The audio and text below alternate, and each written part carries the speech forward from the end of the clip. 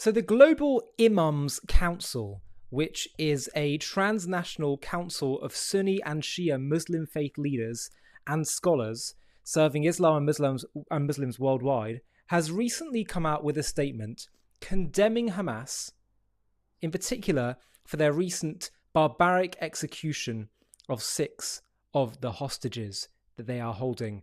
I want to read to you their statement because this is quite powerful. It shouldn't be a remarkable thing that people condemn these things, especially in the Muslim and Arab world. But unfortunately, we do see a lot of hostility. And the fact that they're recognizing basic truth and morality is something that we should welcome. And I want to read to you what the Global Imams Council said. The Global Imams Council condemns, in the strongest possible terms, the barbaric actions of Hamas, which have resulted in the brutal execution of 6 innocent hostages, among them a dual American citizen, Hirsch Goldberg Polin, in a tunnel in the Gaza city of Rafah. We are deeply saddened and outraged by these heinous murders, which violate all principles of humanity, religious teachings, and international law.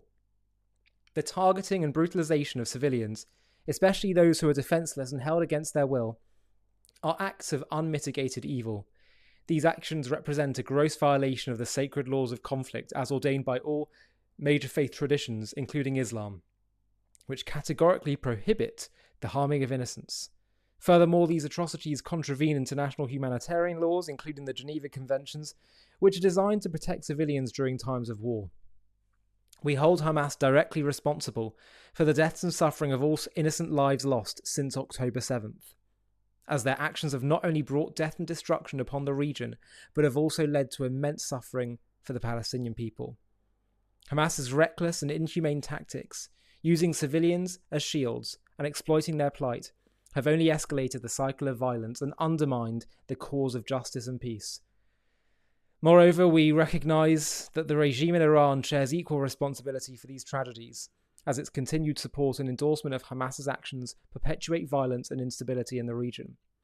We stand with all victims of this conflict, regardless of nationality, ethnicity, or religion, and we extend our deepest condolences to their families. Our prayers are with those who have lost loved ones, and with those still living under the shadow of fear and uncertainty. It is our hope that justice will prevail, and that the dignity and sanctity of human life will be upheld above all else.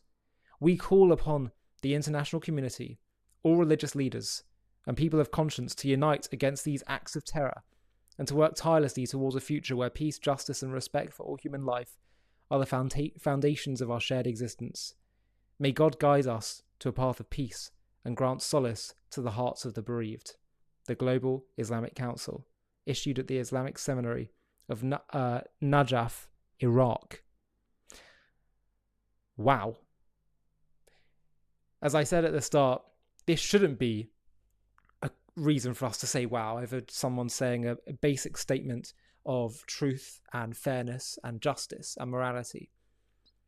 But unfortunately, there is so much hostility to Israel. There is so much pointing the finger at Israel when all the culpability, all the moral onus lies at the door of Hamas.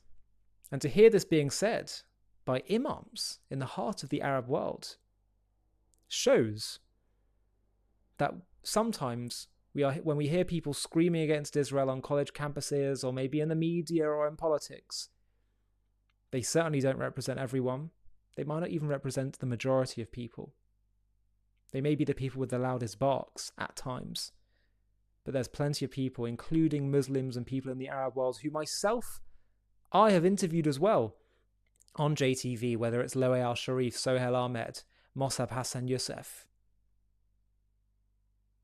who are standing with Israel, unequivocally condemning Hamas and understanding where the moral responsibility lies and that human life is sacred, period. So I want to share this with you really as a encouragement to everyone to realize that we shouldn't feel a sense of despair, and that what is inevitable in the end, much as things look difficult, much as things look like there's so much hostility towards Israel, what is inevitable in the end will be the truth. The truth will prevail. And Judaism teaches that in the end, the whole world will come to recognize the truth, and we will come to a day where the Muslim world, the Arab world, and it's already starting to happen, will recognize the Jewish people and their right to the land of Israel. And there will be peace. And more than that, Jews and Arabs will one day become the best of friends. Hi, thank you so much for watching. To watch another one, click here. To stay up to date with all our content, click here to subscribe. And if you're able to, you can help support JTV to grow and grow by clicking join below this video, where you can become a member and get perks including early access to videos and private live discussions with me. But most of all, you'll be partnering with us on our mission to change the world.